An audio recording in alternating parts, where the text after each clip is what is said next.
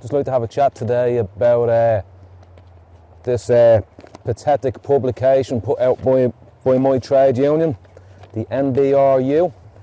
It was put out by the General Secretary, Mr. Dermot O'Leary.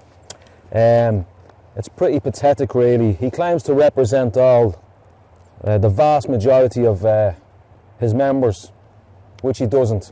Not everybody holds his views. A lady with an opposing opinion, an opposing view of how the country should run, has taken out advertisements. And this pathetic publication is a prompt. It's a dumb prompt to anyone dumb enough to actually take it up. Nobody has refused to drive a Dublin bus with any advertising on it. Dublin bus drivers are professional drivers. They turn up, they check the bus, make sure it's mechanically sound, fit for purpose. They don't even look at the advertising. They get in the bus and they go and do their day's work and hope that they can get their day's work done safely. As an NBRU member, I don't pay my subs, and neither do the vast majority of NBRU members, to have the branch secretary pursue his personal political interests. We pay our subs to be represented. Most members I speak to would rather Dermot O'Leary did not get involved in this.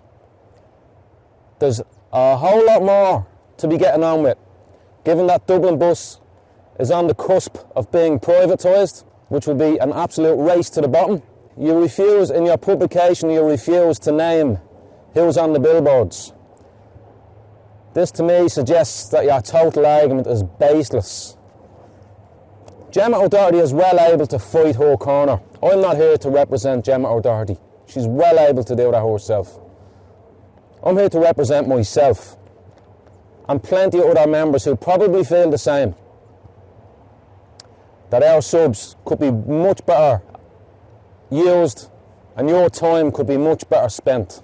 To pursue the national interest, to want to preserve your culture, your people, your land, there's nothing questionable about that. And just because you love your nation and your family and your friends and your culture, it doesn't automatically mean that you hate everyone else's.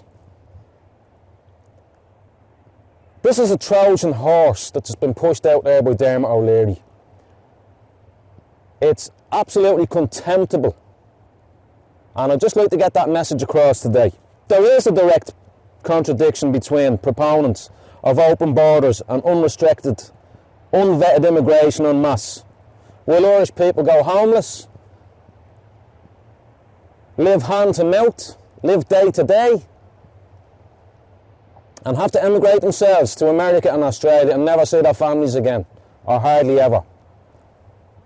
It's about time the unions in this country started representing Irish people, because they seem to be hell-bent on and politicians, they seem to be hell-bent on representing everything and everyone else but the Irish people. What Dermot O'Leary needs to do is to work harder that Dublin bus drivers aren't being assaulted, aren't being victims of verbal abuse, aren't being victims of antisocial behaviour. That's what we pay our subs for. Not for your political, personal agenda. Not for you and George Soros' pet project, which is ENAR, and all the other non-governmental organisations that's hell-bent on making Irish people an absolute minority in their own country. Now that's pretty much all I have to say on it. God save Ireland.